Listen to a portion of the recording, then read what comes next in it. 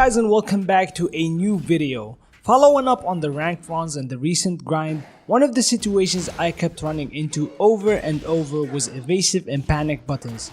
These include things like Yoshi's Flash, Raven's evasive shenanigans, and a lot more. I decided to actually sit down and lab evasiveness, how it works, why it works, and most importantly how to beat it. So in this video, we're going to break all of that down. We'll talk about how evasiveness actually works in Tekken, the different types of evasive and panic moves, some general rules you can apply against them, and then we'll go into specific characters and how to deal with their panic options. So first, let's talk about a very basic concept: advantage. Tekken 8 operates on frames, so if you do a move that leaves you at, let's say, +5 on block, that means it's your turn. If you follow up that move with something like a 14 frame mid, that move effectively becomes 9 frames fast, and it should beat anything your opponent presses, mainly because the fast generic attack is a jab, which comes out most of the time at 10 frames. The easiest way to understand this is like a race where you get a 5-step head start. Even if both people run at the same speed, the person with the head start should always win the race. But then in Tekken, this happens. You're +5, you press your button, and somehow you either whiff, get counter hit, or lose the interaction completely. And now you're sitting there wondering, how did I lose that interaction? Well, the important thing to understand is that Tekken doesn't only operate on frame advantage, it also operates on hitboxes, hurt boxes, tracking, and special move properties. And this is where panic and evasive moves come in, because these moves actually don't beat your frames directly. Instead, they challenge whether your move even connects in the first place.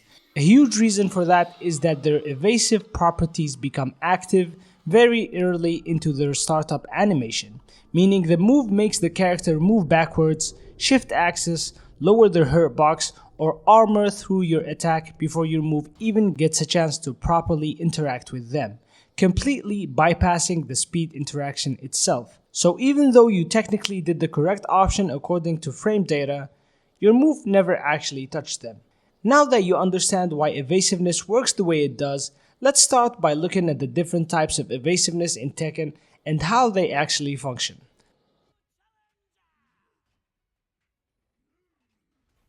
Let's start with the first type of evasiveness, and that is evasive moves that challenge your range or distance.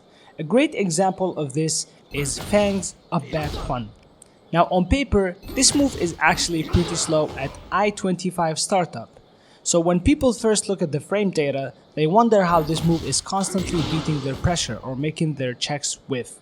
The easiest way to understand this is by separating the startup frame of a move from the evasive animation itself. Even though Feng's actual attack is slow, the backsway animation and evasive property activates very early into the startup, meaning Feng starts moving backwards long before the attack itself comes out. So in a lot of situations, Feng isn't really beating your move with speed, he's making your move lose interaction through distance. Your move simply never reaches him in the first place. Once you understand that, it becomes much easier to understand how to beat these kind of evasive moves. The best way to deal with range-crushing evasiveness is usually to use moves with strong reach or long range, even if they're slower. Because remember, these interactions are challenging distance, not speed. A great example of this is Jack's forward 3+4. Even though it's not a fast move, the range allows it to constantly check a lot of evasive backsways options while also giving strong reward and remaining relatively safe. In some situations, you can even maintain pressure safely while covering evasive options at the same time. For example, against Raven's back 1+2, Jack can use forward 1 as a passive aggressive tool that both keeps the offense going and checks the evasive movement. And of course, the last option is simply to block. A lot of these evasive moves are highly punishable, and many of them are outright launch punishable. So even if it's technically your turn, sometimes the best answer is just to let the opponent hang themselves. So to summarize it simply, long range checks are usually the best answer against evasiveness that challenges distance. Here are a few examples of range-based evasive moves and ways to deal with them.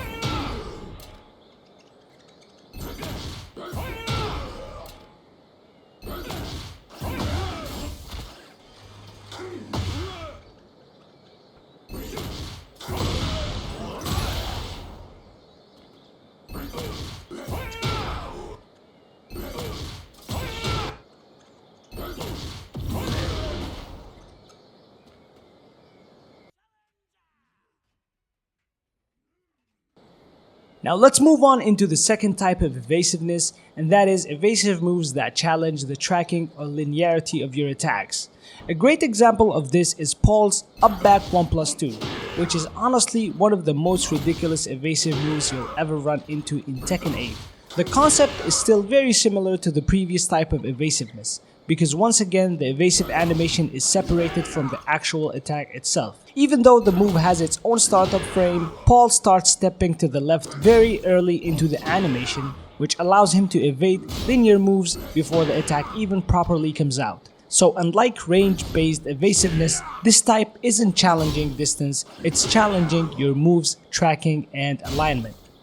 Because of that, the answer changes completely. Against this kind of evasiveness, you usually don't want a slower long-range move, you want moves that either track well or have homing properties. Unfortunately for Jack, this is one of his weaker areas because his tracking is not the best and the character is naturally vulnerable to sidestep movement. So after testing a lot of situations, one of the best answers I found was using grabs. Generic throws are especially effective because of their homing properties, and common grabs can also work depending on your frame advantage. From my testing, when you're around +6 or higher, common grabs become much more consistent, but at lower advantage, generic homing throws are usually the safer answer.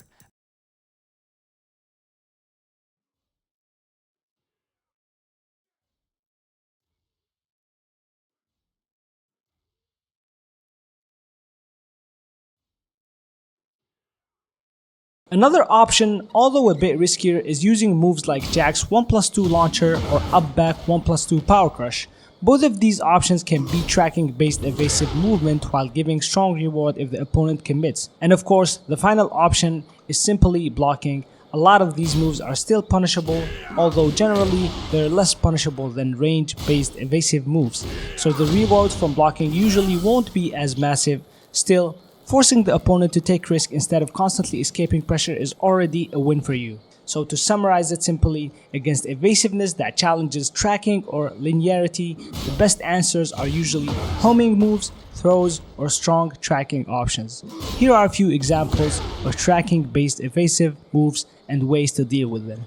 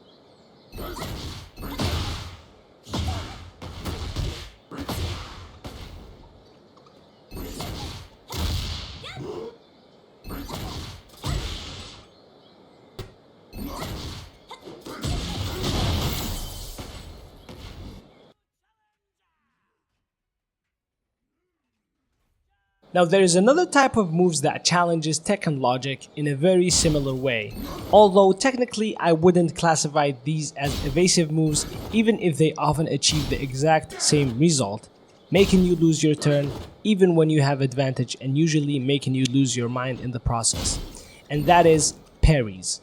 Parries work very differently from evasive moves because they don't crush your hitbox, move away from your attack, or evade through movement. Instead, parries are simply extremely fast defensive mechanics with specific active frames assigned to them. Every character's parry works differently, but for the purpose of this video, we'll use Jin's parry as the main example. Jin's parry is one of the strongest and fastest parries in the game, activating at around 3 frames, which makes it incredibly difficult to challenge once the opponent commits to it. On top of that, the reward is extremely high because one successful parry can easily lead into a launch punish or massive damage, which naturally creates hesitation in your offense. But despite how strong parries are, they still come with weaknesses.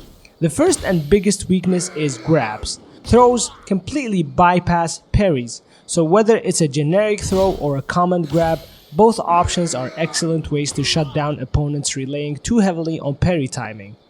Another important weakness is lows, because parries only work against mids and highs, meaning low attacks will usually go straight through the parry attempt and punish the timing. The second answer is using knees or elbows. Most standard parries in Tekken cannot parry attacks classified as knees or elbows, which makes these attacks extremely valuable as pressure tools against parry-heavy players. In Jack's case, moves like back 4 or Y standing 2 are great examples of attacks that will beat most parries consistently. However, there are some exceptions. Stronger parries, such as Jin's, Leroy's, Raven's, and Clive's parry. They have additional properties or border coverage, meaning they can sometimes deal with attacks that weaker parries normally cannot. Another really important thing to understand is that you can sometimes beat parries by simply delaying your timing or using slower moves.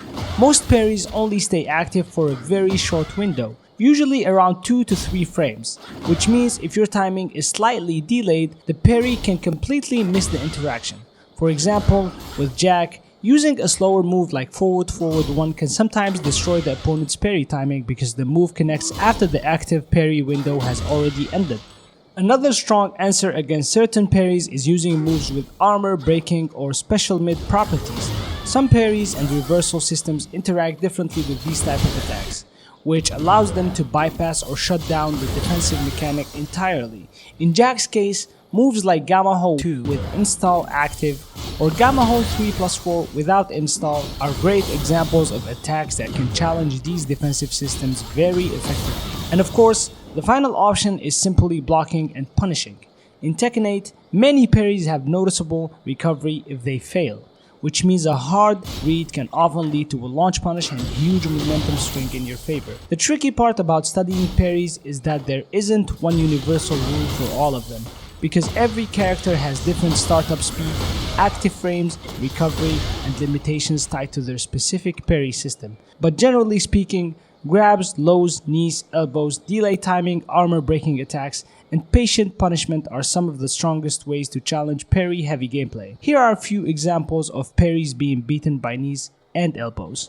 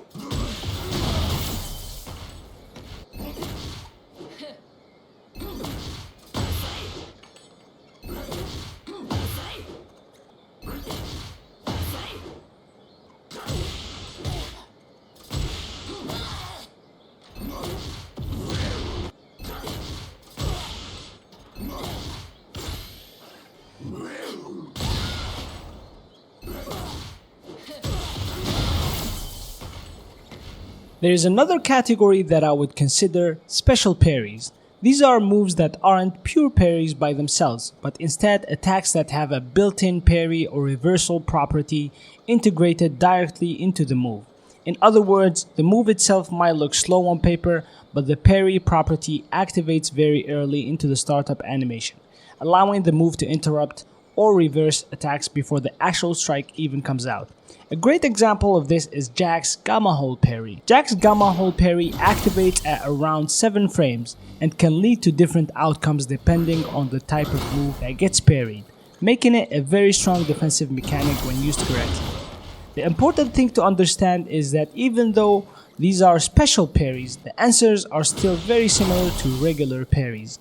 Grabs are still one of the strongest ways to beat them.